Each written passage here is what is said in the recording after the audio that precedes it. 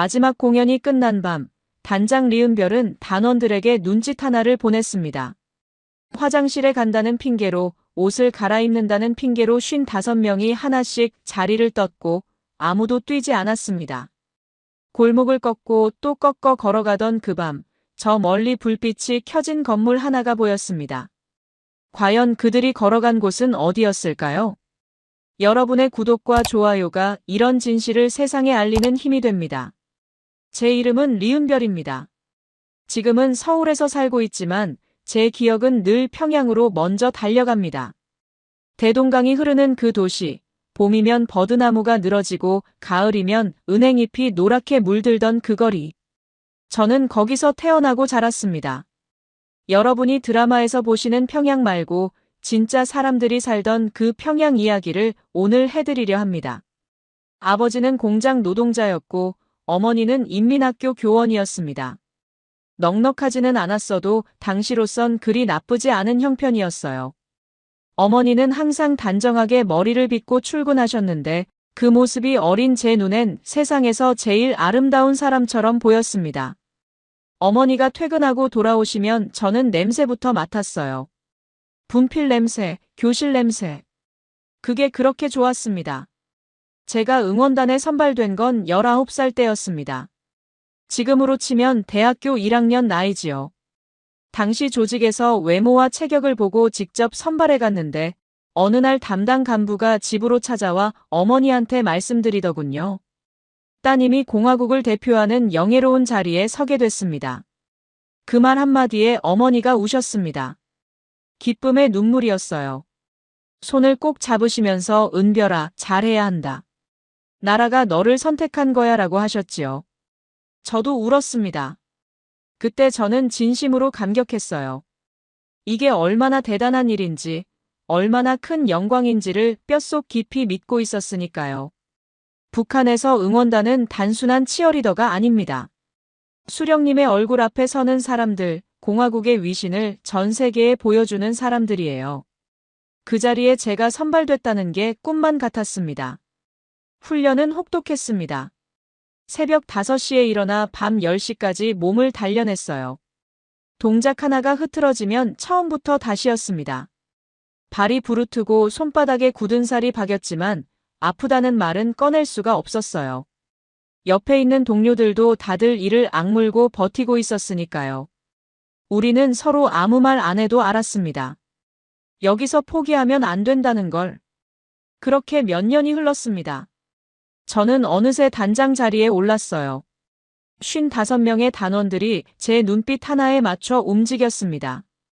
자랑스러웠냐고요? 그럼요. 당시엔 그게 제 전부였으니까요. 수령님 사진 앞에 서서 저는 공화국을 위해 이 몸을 바치겠습니다 라고 외칠 때 그 말이 거짓이 아니었습니다. 그때에 저는 그걸 믿었어요. 진심으로. 지금 이 이야기를 들으시는 여러분, 이상하게 들리실 수도 있어요.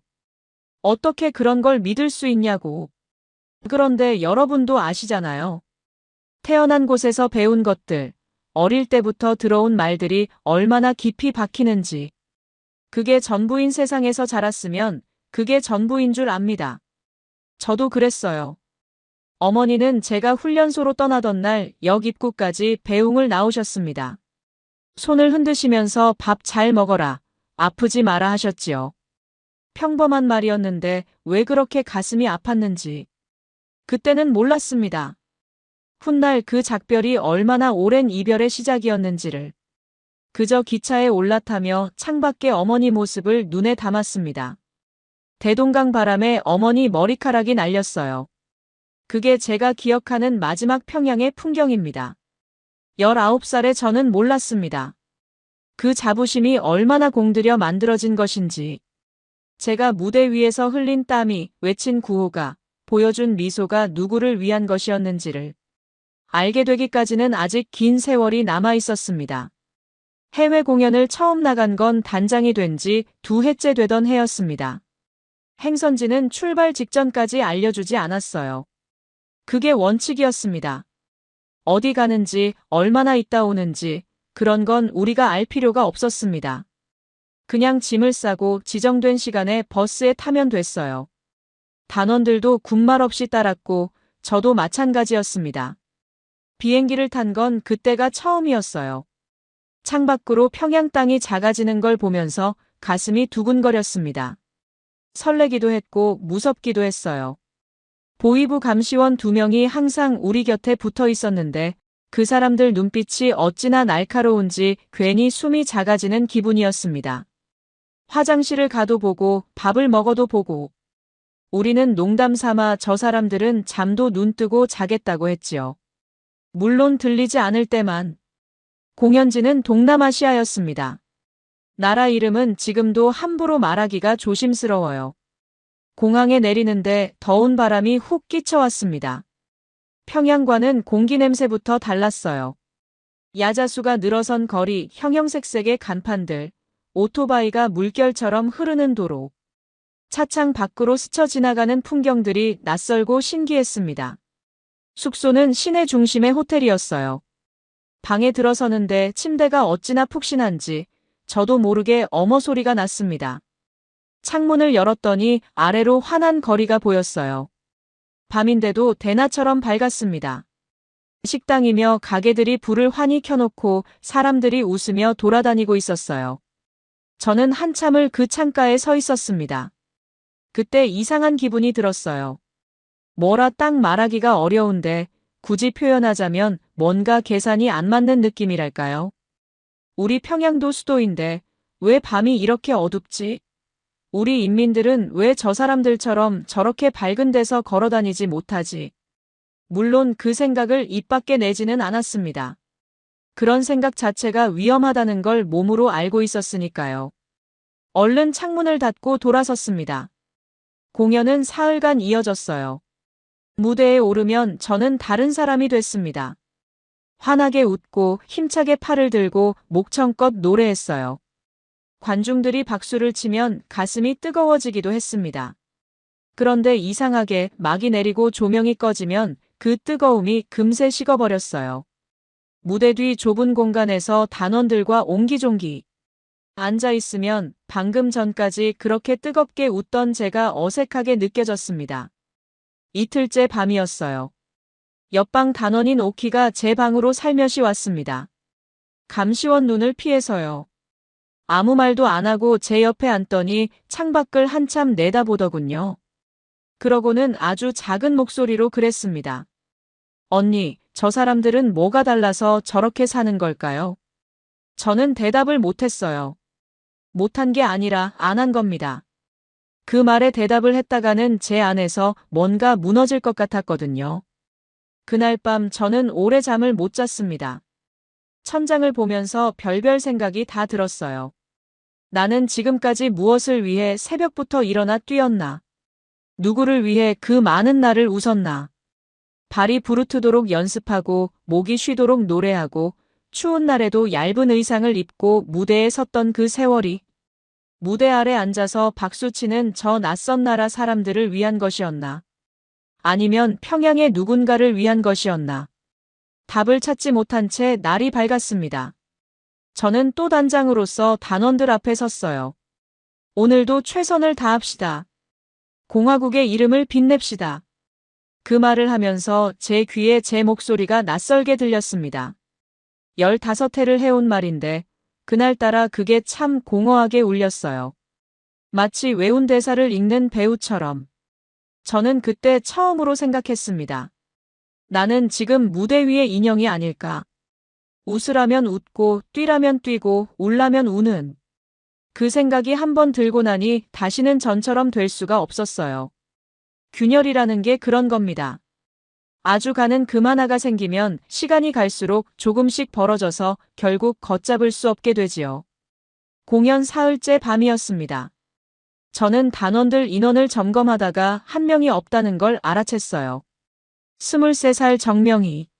악기 담당 단원이었는데 저녁 식사 자리에 나타나지 않았습니다.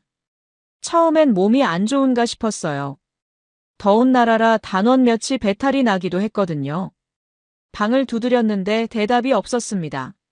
문이 잠겨 있었어요. 감시원한테 보고했더니 표정 하나 변하지 않았습니다. 알겠습니다라고 짧게 대답하고는 어디론가 전화를 했어요. 그게 전부였습니다. 그날 밤 명희는 돌아오지 않았고 다음 날 아침에도 보이지 않았어요. 다른 단원들도 눈치를 챘지만 아무도 묻지 않았습니다. 물으면 안 된다는 걸 다들 알고 있었으니까요. 이틀 뒤 명희가 돌아왔습니다. 얼굴이 반쪽이 돼 있었어요. 눈이 퉁퉁 부어 있었고 입술이 바짝 말라 있었습니다. 저는 잠깐 둘이 있는 틈을 타 작은 소리로 물었어요. 명희야, 괜찮아? 그 아이가 고개를 들어 저를 봤는데 그 눈빛을 저는 지금도 잊지 못합니다. 무섭다거나 슬프다거나 그런 단순한 감정이 아니었어요. 그냥 텅 빈 눈이었습니다. 뭔가를 통째로 꺼내간 사람의 눈. 명희는 아무 말도 하지 않았습니다. 고개를 돌리고 자기 자리로 걸어갔어요. 그게 대답이었습니다. 저는 더 묻지 않았어요. 그날 이후 숙소 분위기가 달라졌습니다. 단원들이 서로 눈을 잘 마주치지 않았어요. 밥을 먹어도 조용하고 이동할 때도 말이 없었습니다. 예전엔 화장실 가는 길에도 웃고 떠들었는데 감시원들은 오히려 더 느슨해 보였어요. 아마 그게 의도였겠지요. 명의 하나로 나머지 54명을 잠재운 겁니다. 아주 효율적인 방법이었어요. 저는 단장으로서 단원들을 추슬러야 했습니다. 마지막 공연을 앞두고 연습을 이끌었어요. 집중합시다. 흐트러지면 안 됩니다. 그 말을 하면서 속이 뒤집어지는 것 같았습니다. 집중? 지금 명희가 적골이 됐는데 무슨 집중이냐고. 하지만 저는 단장이었고 단장은 흔들리는 모습을 보이면 안 됐습니다. 무대에 서면 웃어야 했습니다. 관중들은 몰랐겠지요. 저 무대 위 여자들이 웃음 뒤에 뭘 숨기고 있는지, 조명이 얼마나 뜨거운지, 의상이 얼마나 얇은지, 발이 얼마나 아픈지, 그리고 마음이 얼마나 지쳐 있는지를. 저는 그날 처음으로 무대 위에서 진짜 울고 싶었습니다. 물론 울지 않았어요. 웃었습니다. 환하게. 그날 밤 저는 혼자 방에 앉아 지난 15회를 돌아봤습니다. 19살에 시작해서 34이 된 지금까지. 새벽마다 일어나 몸을 갈았던 훈련들, 추운 겨울 야외 공연에서 얼어가며 웃던 날들, 무릎이 나가도 내색 못하고 버텼던 시간들. 그게 다 뭐였나 싶었어요. 체제를 위한 것이었나, 수령을 위한 것이었나. 아니면 그냥 선택지가 없어서였나. 어머니가 떠올랐습니다. 제가 선발되던 날 우시던 어머니. 나라가 너를 선택한 거야 라고 하시던 그 말씀. 어머니는 진심으로 기뻐하셨겠지요. 딸이 좋은 데 간다고. 그런데 어머니, 저 잘 간 게 맞나요? 저 지금 여기서 제대로 살고 있는 게 맞나요? 답이 없는 질문을 붙잡고 앉아 있는데 복도에서 발소리가 났습니다. 감시원이 순찰을 도는 소리였어요. 저는 얼른 불을 끄고 누웠습니다. 눈을 감았는데 잠이 오지 않았어요.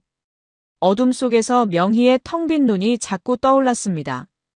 그때 저는 알았습니다. 더 이상 예전처럼은 안 되겠다는 것을.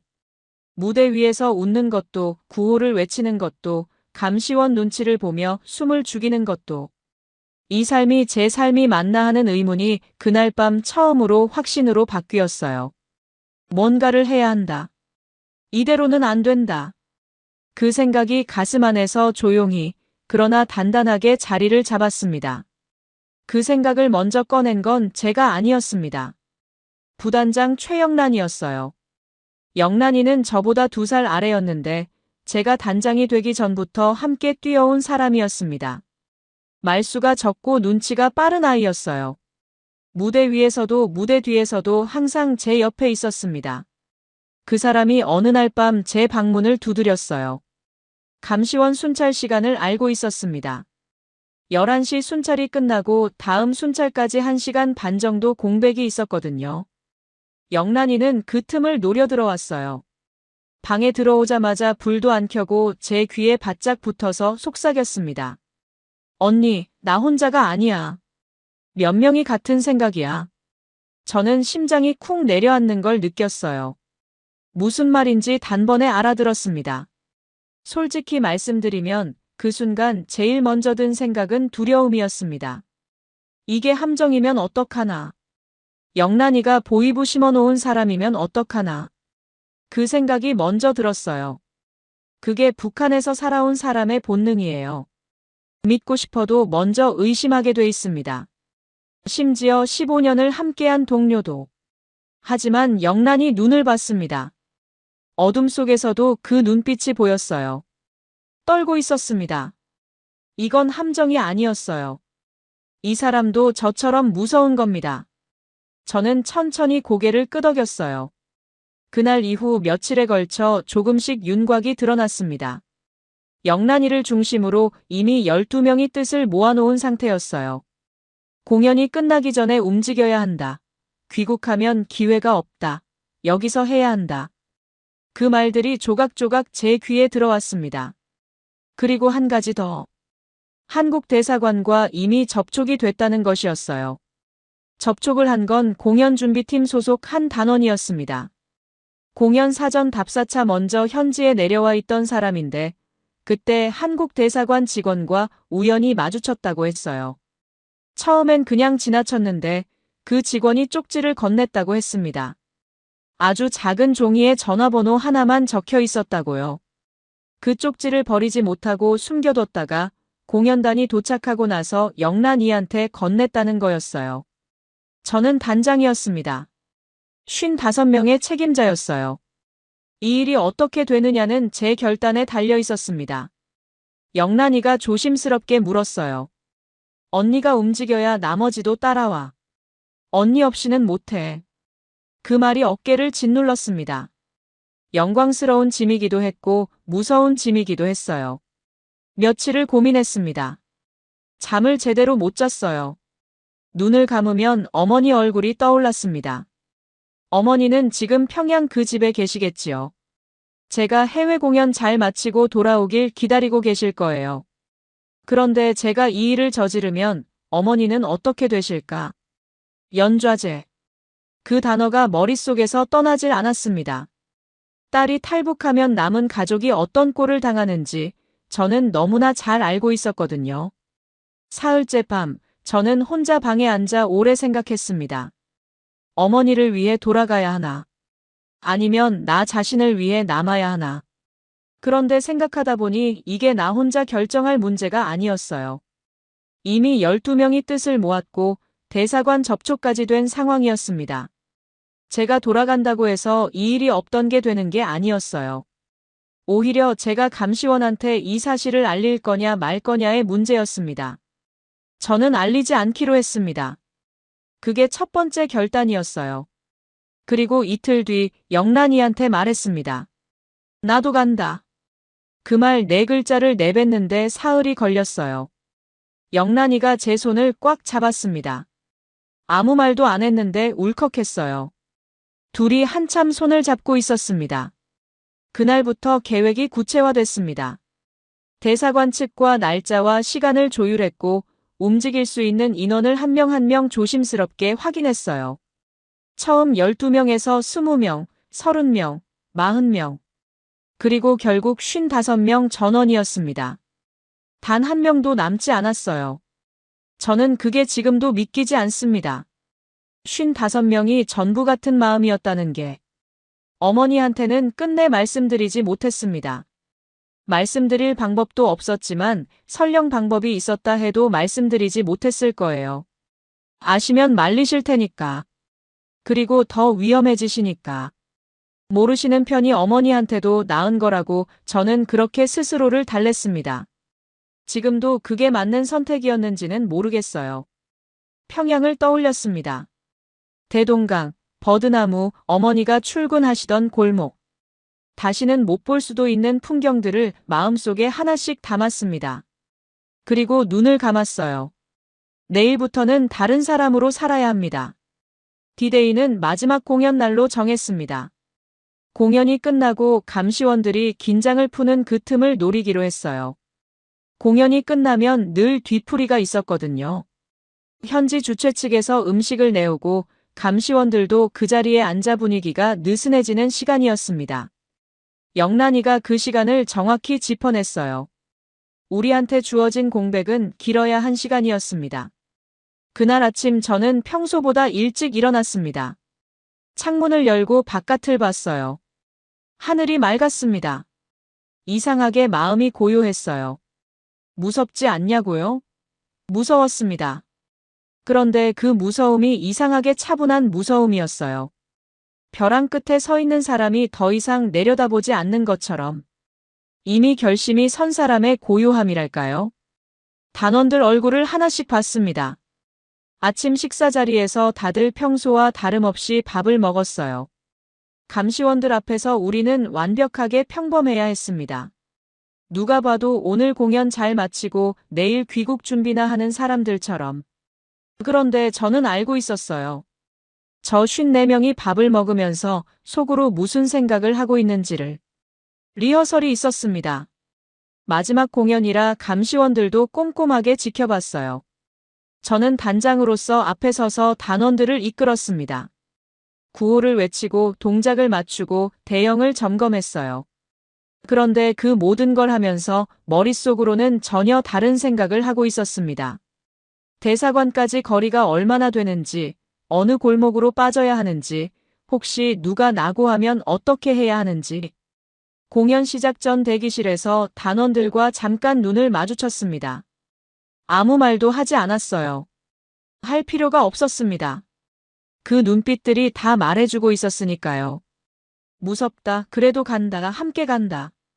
23살 명희도 거기 있었어요. 그날따라 그 아이 눈빛이 살아있었습니다. 며칠 전 텅 비어있던 그 눈이 아니었어요. 막이 올랐습니다. 저는 무대에 섰어요. 조명이 얼굴을 훑었습니다. 관중석이 환했어요. 박수 소리가 터져나왔습니다. 저는 웃었어요. 15해 동안 갈고 닦은 그 미소로. 그런데 그날은 달랐습니다. 그 미소가 거짓이 아니었어요. 진짜 감정에서 나오는 미소였는데 그 감정이 기쁨이 아니었습니다. 뭔가 복잡한 것이었어요. 이걸로 끝이구나 하는 마음. 19부터 34까지 이 무대가 내 전부였는데 마지막이구나. 노래를 불렀습니다. 수십 번 불러온 노래들이었는데 그날은 가사 하나하나가 다르게 들렸어요. 공화국을 위해, 수령을 위해. 그 말들이 입에서 나오는데 가슴 한편이 이상하게 쓸렸습니다. 거짓이라서가 아니었어요. 한때는 진심이었으니까요. 그 진심이 이제 끝난다는 게 슬펐습니다. 아니, 슬프다기보다는 허탈했어요. 이걸 위해 그렇게 살았는데. 공연이 끝났습니다. 관중들이 일어서서 박수를 쳤어요. 커튼콜이 2번 있었습니다. 저는 그 박수를 받으며 무대 위에 서서 속으로 작별 인사를 했습니다. 이 무대한테, 이 조명한테, 이 박수 소리한테. 그리고 19살의 저한테도. 뒤풀이가 시작됐습니다. 현지 주최 측 사람들이 음식을 내왔고 감시원들이 자리에 앉았어요. 저는 단원들한테 눈짓을 보냈습니다. 화장실 간다는 핑계로, 옷 갈아입는다는 핑계로 3355 자리를 떴어요. 각자 정해진 순서대로 빠져나갔습니다. 아무도 뛰지 않았어요. 뛰면 들킵니다. 걸었습니다. 아주 평범하게 아무렇지도 않은 척. 숙소 뒷문으로 나왔습니다. 밤 공기가 후텁지근했어요. 거리에 사람들이 오가고 있었습니다. 저는 앞장서서 걸었어요. 뒤에서 발소리가 들렸습니다. 하나, 둘, 셋. 세지 않았는데 느껴졌어요. 54명이 조용히 따라오고 있다는 게. 골목을 꺾었습니다. 또 꺾었습니다. 사전에 익혀둔 길이었어요. 한 블록, 2블록. 누군가 제 팔을 잡았습니다. 오키였어요. 손이 떨리고 있었어요. 저는 그 손을 꼭 잡았습니다. 아무 말 안 했어요. 그냥 잡고 걸었습니다. 대사관 건물이 보였습니다. 불이 켜져 있었어요. 문 앞에 사람이 서 있었습니다. 우리를 기다리고 있던 대사관 직원이었어요. 저는 걸음을 멈추지 않았습니다. 끝까지 걸었어요. 대사관 직원이 우리를 보더니 잠깐 굳었습니다. 당연했어요. 사전에 연락이 됐다고는 해도 막상 어두운 밤거리에서 55명이 줄지어 걸어오는 걸 보면 누구라도 그랬을 겁니다. 나중에 들은 얘기지만 그분이 본국에 보고할 때 믿기 어렵지만 전원입니다 라고 했다더군요. 국정원에서도 이 규모는 예상 못했다고 했습니다. 직원분이 얼른 정신을 차리고 우리를 안으로 안내했어요. 대사관 문이 열렸습니다. 저는 그 문턱을 넘으면서 다리가 풀리는 걸 느꼈어요. 그때까지 버티고 있던 긴장이 한꺼번에 쏟아지는 것 같았습니다. 뒤에서 단원들이 하나씩 들어왔어요. 들어오면서 우는 사람, 넋이 나간 사람, 그냥 멍하니 서 있는 사람. 저는 그 모습들을 보면서 이제 됐구나 싶었습니다. 그런데 됐다는 게 기쁨이 아니었어요. 이상하게 텅 비는 기분이었습니다. 무언가를 향해 달려왔는데 막상 도착하고 나니 그 무언가가 실감이 안 나는 것처럼. 저는 구석 의자에 앉아서 손을 내려다봤습니다. 손이 떨리고 있었어요. 아직도 떨리고 있었습니다. 영란이가 옆에 와서 앉았어요. 말없이 제 어깨에 기댔습니다. 저도 아무 말 안 했어요. 그냥 그렇게 앉아 있었습니다. 대사관 안에서 여기저기 전화 소리가 났고 직원들이 바쁘게 오갔어요. 우리 55명은 그 한가운데 섬처럼 앉아 있었습니다. 한참 뒤에 대사관 직원분이 우리 앞에 섰습니다. 한국말로 말씀하셨어요. 여러분, 잘 오셨습니다. 여기는 안전합니다. 그 말에 누군가 소리내어 울기 시작했어요. 한 명이 울자 옆 사람도 울고 또 옆 사람도 울었습니다. 금세 여기저기서 울음소리가 났어요. 저는 울지 않으려고 입술을 깨물었습니다. 단장이니까 내가 울면 안 된다고 생각했어요. 그런데 참을 수가 없었습니다. 결국 저도 울었어요. 그날 밤은 대사관 내부에서 보냈습니다. 좁은 공간에 55명이 다닥다닥 붙어 앉아 있었어요. 불편했지만 아무도 불평하지 않았습니다. 바깥에서는 북한 감시원들이 우리가 사라진 걸 눈치챘겠지요. 얼마나 발칵 뒤집어졌을지 상상이 됐습니다. 대사관 측 직원분이 외부 상황을 살피면서 우리한테는 조용히 있으라고 했어요. 창문 가까이 가지 말라고도 했습니다. 저는 한쪽 벽에 기대어 눈을 감았습니다. 잠이 올 리가 없었어요. 어머니 생각이 났습니다. 지금쯤 평양은 새벽이겠지요. 어머니는 주무시고 계실 거예요. 아직 아무것도 모르시고. 내일 아침 일어나셔서 밥 드시고 아마 장마당에 나가실 수도 있겠지요. 그 평범한 하루를 보내고 계실 어머니한테 저는 지금 이 먼 나라 대사관 바닥에 앉아 있습니다. 죄송하다는 말이 목구멍까지 올라왔습니다. 어머니한테 딸이 이런 짓을 저질렀다고. 그런데 그 죄송함 뒤에 다른 감정도 있었어요. 살고 싶었다는 것. 제대로 살고 싶었다는 것. 그게 잘못인가요? 어머니, 딸이 제대로 살고 싶었습니다. 그게 이렇게 큰 죄인가요? 며칠이 지났습니다. 대사관 안에서의 생활은 말 그대로 숨죽이는 나날이었어요. 북한 당국이 현지 정부를 통해 우리 송환을 요구하고 있다는 소식이 들려왔습니다. 현지 정부도 난처한 눈치였어요. 55명이라는 숫자가 외교적으로 보통 일이 아니었으니까요. 대사관 직원분들이 본국과 계속 연락을 주고받았고 우리는 그 결과를 기다렸습니다. 기다리는 시간이 가장 힘들었어요. 아무것도 할 수 없을 때 사람은 별별 생각을 다 합니다. 혹시 송환되는 건 아닐까? 혹시 현지 정부가 북한 편을 들면 어떡하나? 단원 중에 유독 불안해하는 아이들이 있었어요. 저는 그 아이들 곁에 앉아 손을 잡아줬습니다. 괜찮아, 여기까지 왔잖아. 여기까지 온 거 무너지면 안 돼. 그 말을 하면서 저도 스스로한테 하는 말이었습니다. 명희가 어느 날 제 옆에 왔습니다. 대사관 구석에 나란히 앉아서 한참 말없이 있다가 그 아이가 입을 열었어요. 언니, 나 그날 끌려가서 무섭다고 다 불었어. 근데 아무도 없었어. 우리 얘기 아직 안 나왔을 때였거든. 저는 그 말에 가슴이 쿵 내려앉았습니다. 그 아이가 그 상황에서 얼마나 무서웠을지. 잘 버텼다, 명희야. 잘 버텼어. 그것밖에 할 말이 없었습니다. 열흘쯤 지났을까요? 대사관 직원분이 우리를 한자리에 모았습니다. 표정이 조심스러웠지만 눈빛이 밝았어요.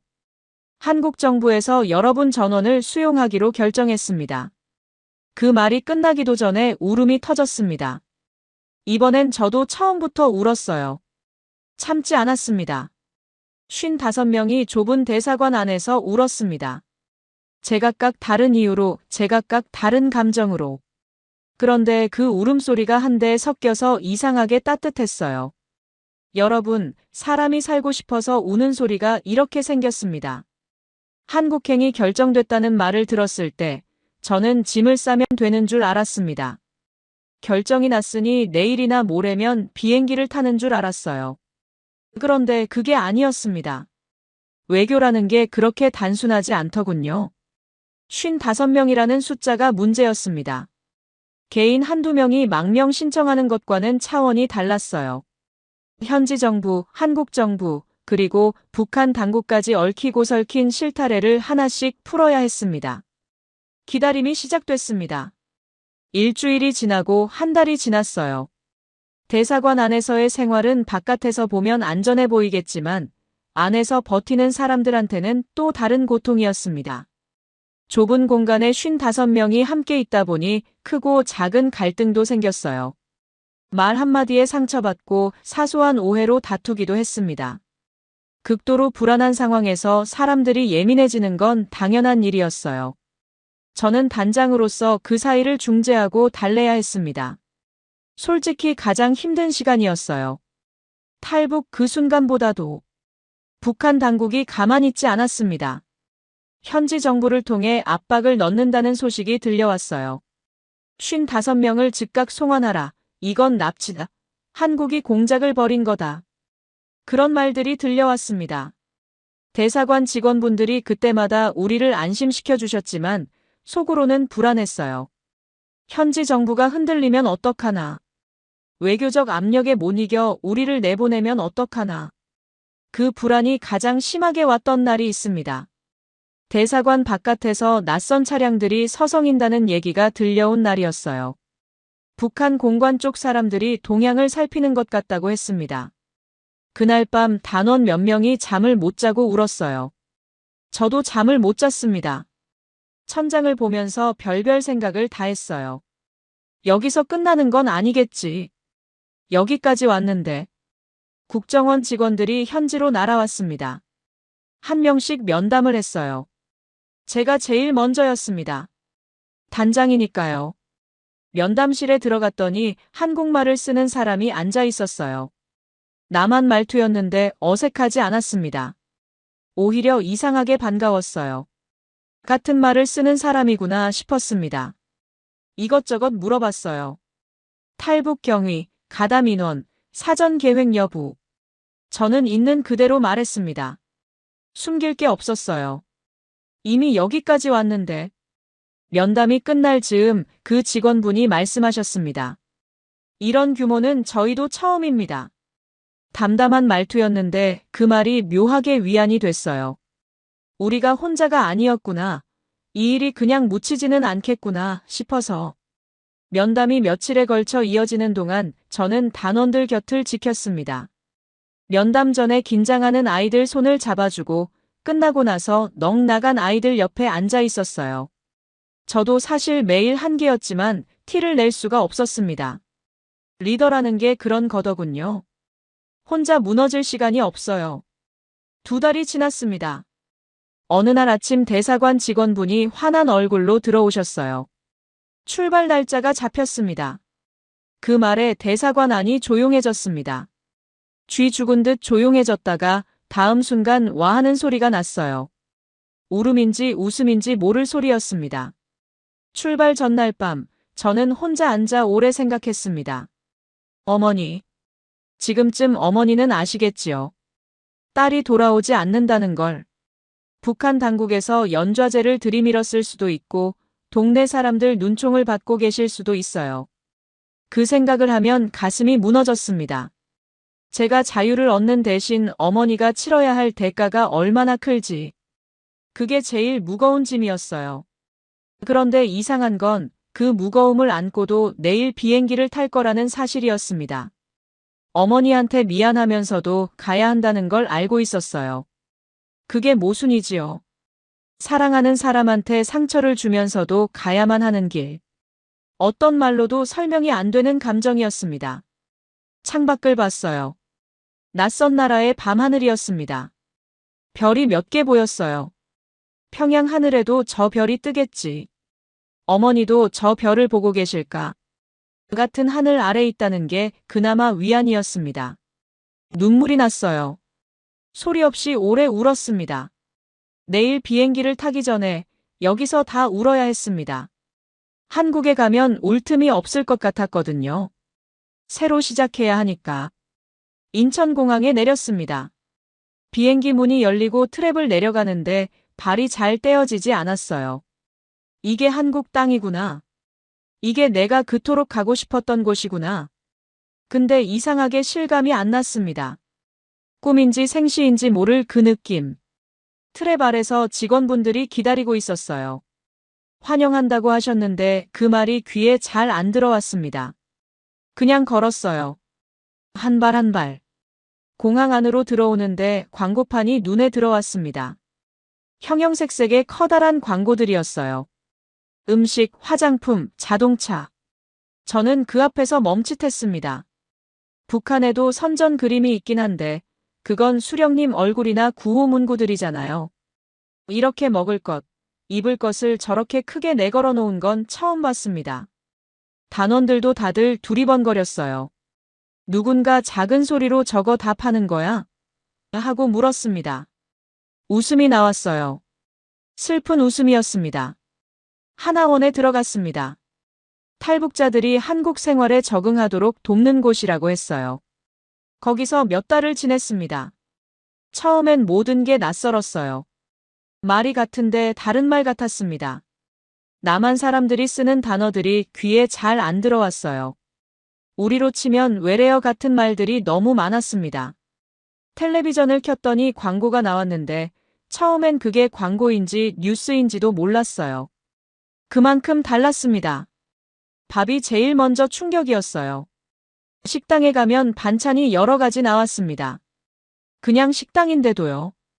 북한에서 그 정도 상차림은 명절 때나 봤습니다. 쌀밥이 흰데 이렇게 맵기 나오는 게 처음엔 어색했어요.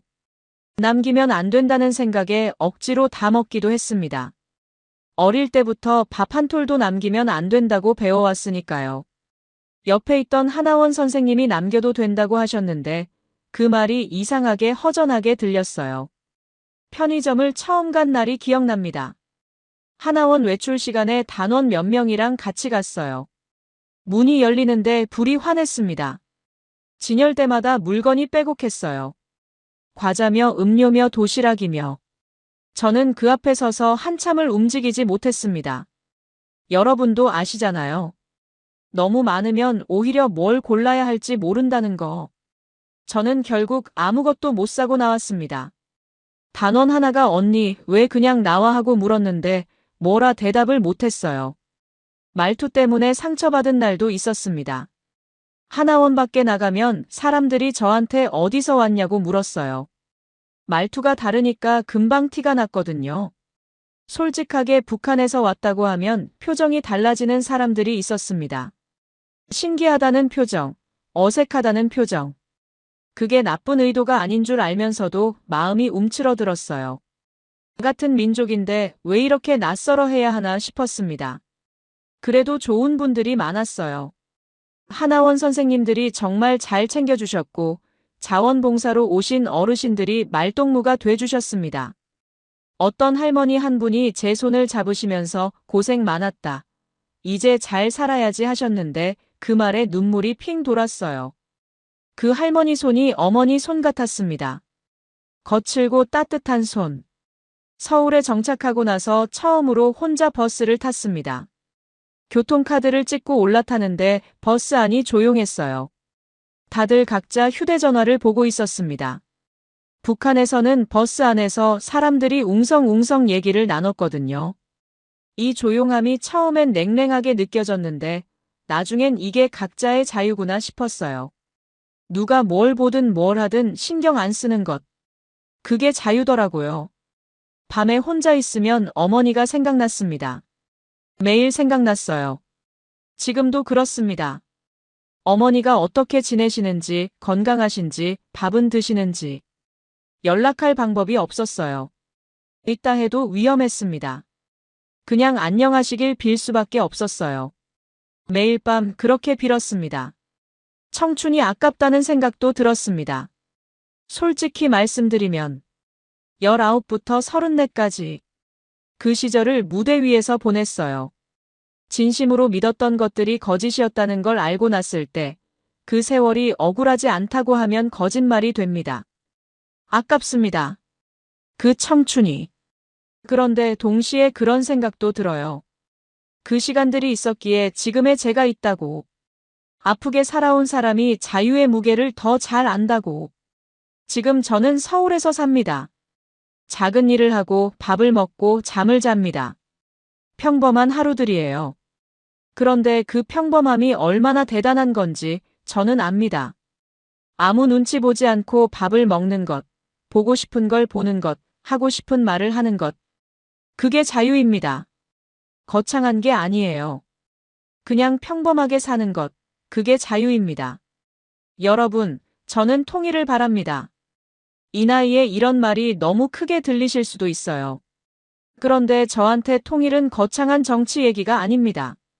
어머니 손 한번 잡는 것, 평양 골목을 한번 걸어보는 것, 대동강 앞에 앉아 어머니랑 밥 한 끼 먹는 것.